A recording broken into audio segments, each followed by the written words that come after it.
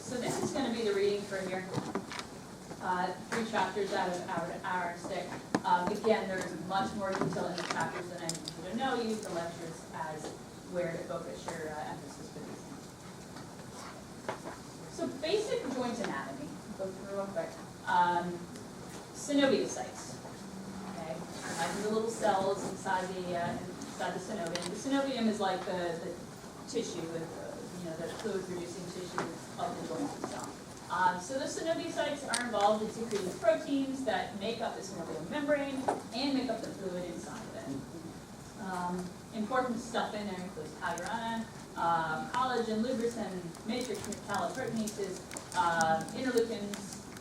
There are a lot of long names here. I'm going to mention them a few times. There's a lot of detail in the Iron Stick chapters about like matrix metalloproteinase 3 or whatever, and whole paragraph on what that does. I don't remember that stuff. I don't expect you guys to. So I'm going to use them in two broad categories here for emphasis on things that certain things do. Please do not go through and spend all your time in Iron Stick memorizing exactly what lubricin does or what taught you then does. You probably had other classes you can do that. Alright, so schematically what you've got here is the bone. Here's the articular cartilage, synovial membrane around it, subchondral bone. We'll talk about that when it comes to OCDs and arthritis. So subchondral bone is important. And then pink is like all the fluid in the joint capsule here. And remember when we talk about a synovial structure, we could be talking about a joint. Could be talking about a bursa, or we could be talking about a tendon sheath. So when I say synovial structure, like an infection in a synovial structure is bad, I could be talking about any of those things that have synovial fluid and synovial membrane. So components of articular cartilage. Several things in there. Chondrocytes, so the little cells, are actually a minority of what's in there. So the cells are not a big population there. Collagen, 95% type 2 collagen. 95% type 2 collagen. Type 2. And proteoglycans, we'll talk about those next, hyaluronic acid, and water. So proteoglycans, the slide looks complicated, we're going to break it down a little bit. Alright, so proteoglycans are about 35% of the dry weight of the ECM, which is extracellular matrix. So a big component of the whole extracellular matrix, the stuff that's not cells in the cartilage. And what they are is a combination of a protein and a glycosaminoglycan. So you take the word protein, take the word glycosaminoglycan, and stick them together to get proteoglycan. Basically, it's a protein and a sugar.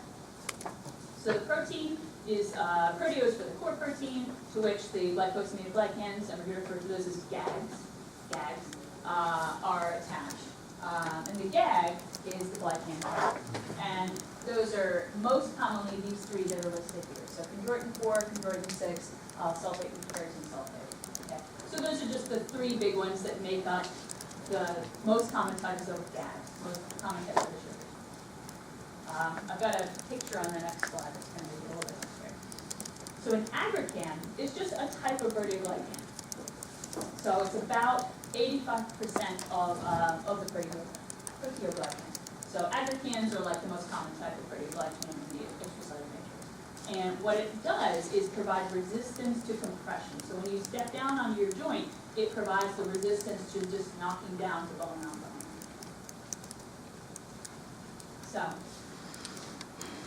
we have an aggrecan, which is the most common type of proteoglycan. And then we have an aggrecan aggregate.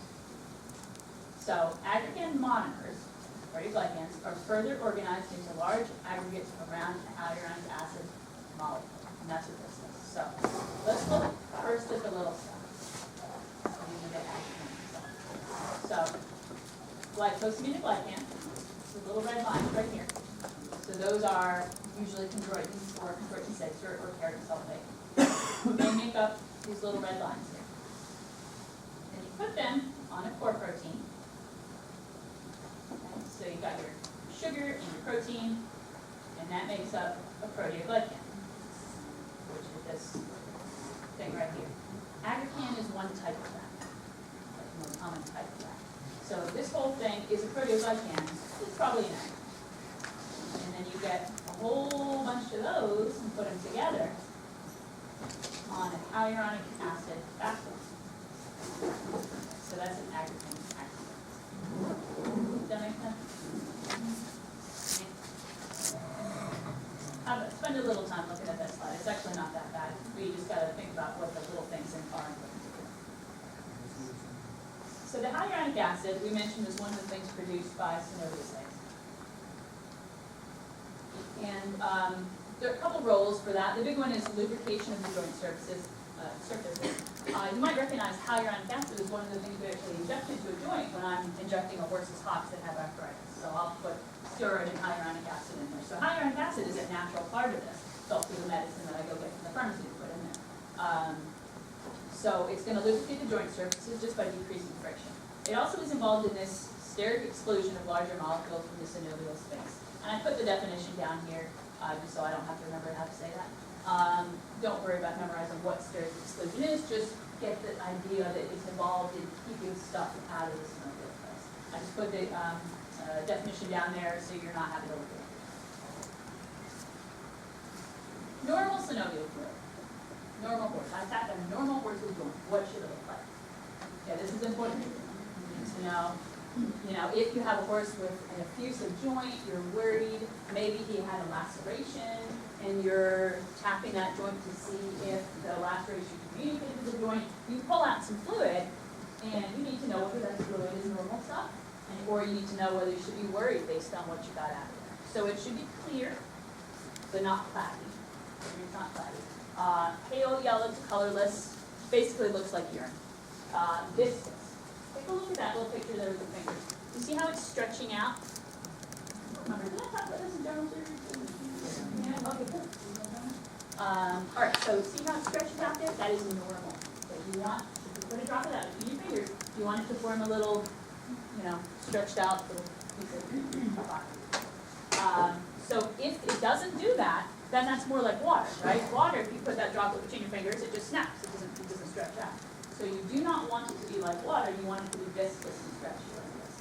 Free of flocculent material. Of course, you don't want chunks of whatever in there. So total protein less than 2.5 grams per deciliter. White blood cell is about less than 500 per microliter. This is a chart from Iron Stick. I don't need you to know everything on here. I do want to point out a couple big things. In term, we'll look at the total leukocytes, total proteins. Okay, this row and this row up here. Here's normal. That's what we just said here. Probably the important things. The most important one I want you to see on here is the septic arthritis one. All right, and the huge difference in leukocytes and protein when you have a septic joint versus a normal joint or a joint with a mild synovitis or a mild osteoarthritis. The other things here, they're giving you examples of what can happen to the joint after you inject carbocaine as a local anesthetic or after you put a little antibiotic in there. Because it's important to know that if you've gotten to the joint once, you change it. So let's say I have a horse that I'm worried about the septic joint. So I tap that joint, comes back normal. But I'm still worried. For some reason, a couple days later, I tap it again. Is it going to look perfectly normal? No, it's going to look like that column that it says arthrocentesis there. Okay, so like halfway down.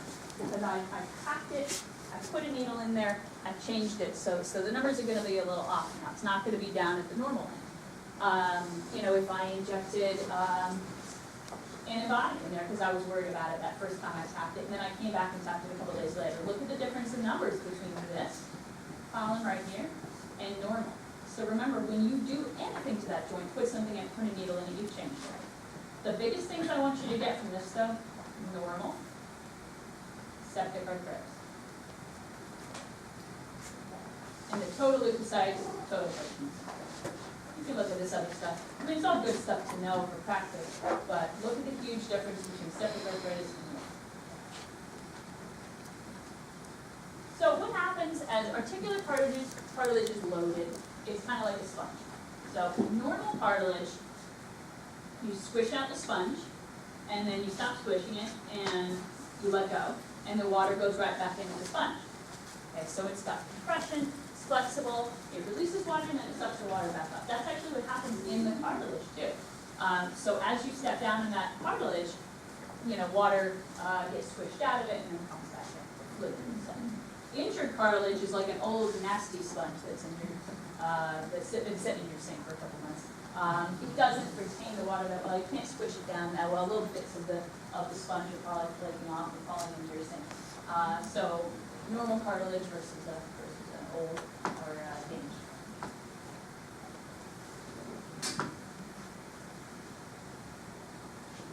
Okay, so osteoarthritis, huge economic impact in the horse industry. All these horses that are used for competitive purposes, race horses, show horses, trail horses, things like that. It's often the horses that are working, the horses that are being used. It can be the backyard horse too, who just sits around the pasture. But it's a big issue, and a ton of money is spent on these horses that are show horses. If you've ever been around horse shows or the back of a racetrack or something like that, horses are getting their joints injected all the time. Because it's something that happens very frequently, and something that vets are called out to do very frequently. So what it is a disorder of the movable joints with degeneration and loss of articular cartilage and the resulting pain. And we also call it fairly interchangeably degenerative joint disease. So osteoarthritis is DJ. So there's always little bits of damage going along when you have a joint in motion. And in a normal horse, it doesn't end up with an osteoarthritis. The catabolic processes, meaning the ones that are, the anabolic processes, the ones that are trying to fix that, are compensating for the amount of damage that's occurring. But what happens in osteoarthritis is that these things get out of balance. You end up with the degenerative processes overwhelming the body's ability to repair. So you end up with net damage of the cartilage. Now that can be happening because if you started out with normal cartilage and you just got the amount of mechanical force and damage over time that wear it down, or by the fact that your cartilage never started out normal. So you've got an inherent defect, like an OCD that we'll talk about later, caused by genetics. So either you had a problem to begin with, or you were normal to begin with and you just did too much and it overwhelmed your ability to compensate. Articular cartilage itself doesn't have nerve fibers, but of course arthritis is painful. The pain is coming from all the surrounding areas. So the capsule, the synovium, the bone, elsewhere have a lot of these unmyelinated C fibers, and those are often those pain fibers. So those are the sources of pain rather than the cartilage itself.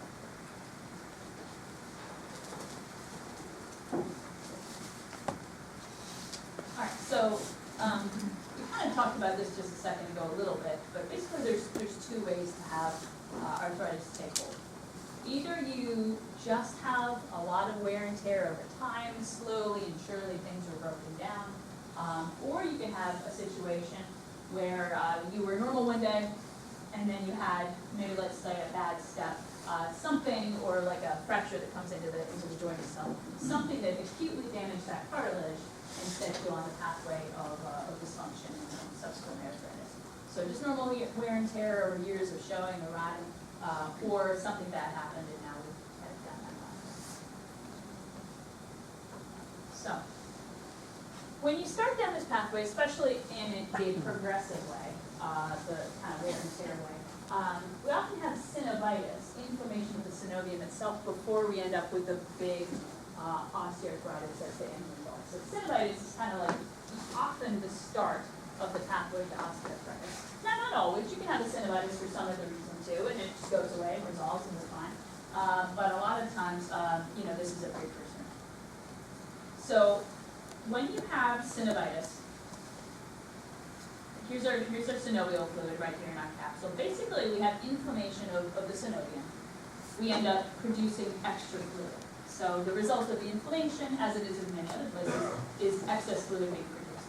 Okay, so your joint capsule here just has more fluid filling it than it should. You'll find that it's not that stringy, viscous way anymore. It's more watery. You've got vascular permeability, decreased lymphatic drainage, going along with the fact that extra is being produced, and you end up clinically looking like this horse here. Do you guys see this right here? Do you know the name of that? It's got like a horseman's name. Give me the medical name if you can figure that out too. Just describe it medically. viewers writing under discharge, no, I saw this.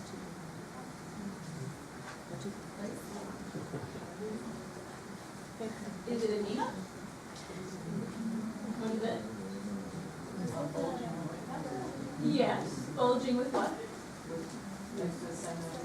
Correct. So instead of saying bulging, that was my discharge. What would you, because in the keyword? It's not edema. It's diffusion. Okay, so there's diffusion in the, what is that? Which one? What part of the horse am I looking at? It's not the coffin joint. Coffin joint's down to the foot. Okay. Here's the coffin joint down here. Here's like the coffin joint here. Fetlock joint, that's the horseman's term, right? And then what's anatomically this area right here? Sorry. Did I say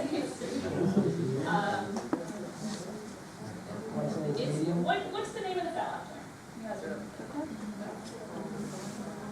metacarpophalangeal joint. That's right. So metacarpophalangeal joint is the fetlock. You wrote right. You said that. So there's a fusion in the metacarpophalangeal joint. What you're seeing is where this synovial structure is bulging out. If I push that with my finger, it's like a water balloon. It would squish down. Right? I may see it bulge out on the other side. You're absolutely right. It is a bulging joint, structure. But in my discharge, I would write So yeah. So that is fetlock joint there. I know it is because of the location. If it was in the back here, that would be the tendon sheath. Is this what people call windpuffs? Yes, exactly. So that's the horseman's name of, you get these like puffy little things right here, windpuffs. I don't think I will test on that, and Natalie does. So when I have like a Natalie prep kind of musculoskeletal lecture, and I go through all those super annoying names that like curve, windpuffs, and quitting, and blah, blah, blah. But so this is windpuffs here. Natalie does like windpuffs.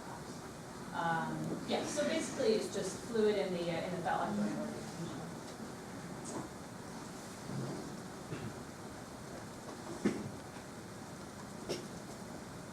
So once you get this process started, it ends up being a vicious cycle. So you got, here you go, you got tissue damage here, you get some inflammation, release of the inflammatory mediators, further tissue damage comes down here and causes cartilage damage, because those little, all these thingies here, free radicals, prostaglandins, cytokines, metalloproteins, they are all working to attack the articular cartilage. And that ends up with arthritis. It's just a degenerative cycle here. This is probably to the level that I want you to know these names. I've got a slide where I list some kind of subcategories of these. Just understand that things like prostaglandins, things like NMPs, things like cytokines are working to degrade the cartilage. So like I have here, I don't want you to memorize that MMP1, 8, and 13 are collagenases, and MMP3 is stromal. So these are just like, get a sense of the category. Okay. So these are normal components, but they're acting abnormally here due to the kind of vicious cycle going on with that. So that's my real quick and dirty arthritis basic review. Have you guys talked about arthritis in previous classes before? Any of this stuff, maybe like the components of it back in first year or anything like that? There's so much more to the, you could teach a whole class on that. But that is the extent that I want you to know. So don't read through the book. So we're going to switch gears to look at the hind limb anatomy right now. And most of what we're going to talk about is the hock right here, which is the tarsus, and the stifle. From the hock down, forelimb and hind limb are really pretty much the same. So we'll go through talking about, the coffin bone, the sesamoids, and the metacarpus, metatarsus. That's mainly going to be in the pachydia and the phalanges and distal joints. I'm sure that we're going to have some. But hock, here's the tarsus and the stifle. What is this anatomically comparable to? The knee, correct. Of course, where's the knee in a horse?